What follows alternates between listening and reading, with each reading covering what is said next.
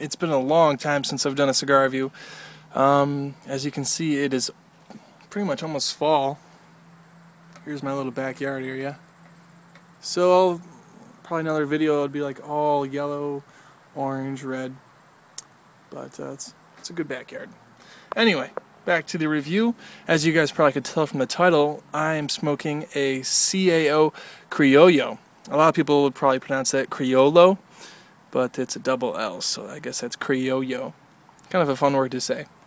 Anyway, I think that's in reference to the wrapper, which I think is a 1998 Cuban seed Criollo wrapper.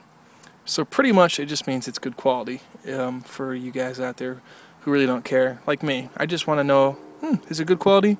Does it taste good? Yeah, it's going to be good, I bet. So what else about this? From first appearance, it's got some small veins. It's kind of got some bumps to it. Very, very tight seams, pretty much invisible.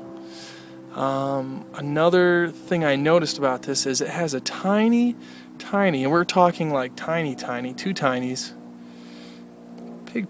Pigtail, I just snapped it off. There's a little bit dry right there. But that's another sign of great construction. That tiny pigtail just snapped off. But it looks beautiful. It really does. Very even pack. And I've had this thing for quite some time, maybe like 3 or 4 years. Actually, I think I smoked it right when I first started the website. It smells very cedary, florally smell, just like my humidor does. I love that smell. And yeah, it seems to be a little bit dry actually, you know, because I mean the band is moving, the little thing snapped off. But my humidor is at like 68 right now, so I don't know what the deal is. But I'm going to be smoking it today with a, let's see here, I bought this Old Granddad. It's Kentucky straight bourbon, and it, I guess it's bottled from James Beam, I think bottles it. That's what I heard.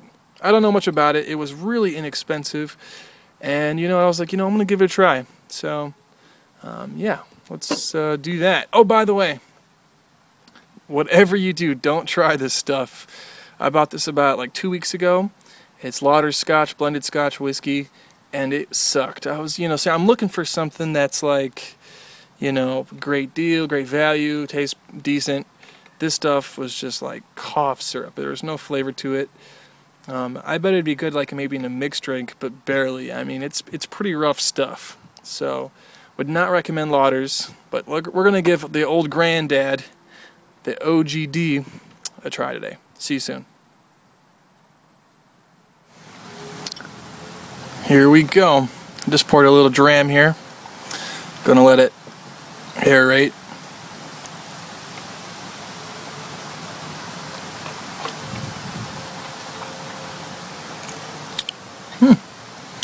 That ain't too bad.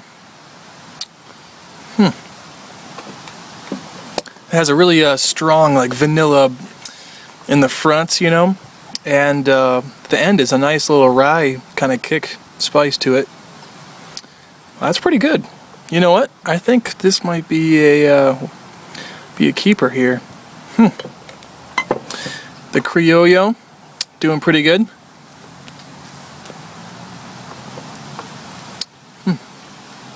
There's some spice on the tip of the tongue there, like a white pepper. It's got kind of a pretty much just an aged tobacco taste behind that. Not a lot of complexity so far. Maybe just a hint of leather now on the finish.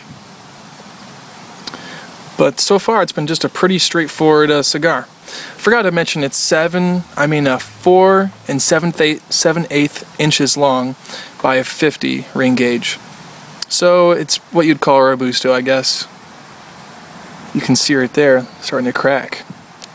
Definitely some issues with it being dry.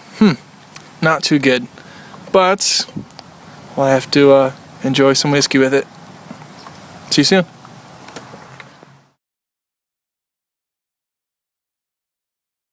Alright, I'm back again with the Criollo.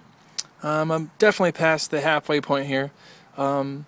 I think I mentioned that the ash held on for about 2 inches, so I was really happy about that. Nice and solid.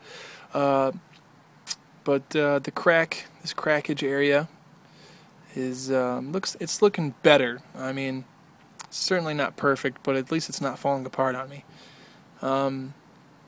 But yeah, I just wanted to say that the flavors have changed a little bit.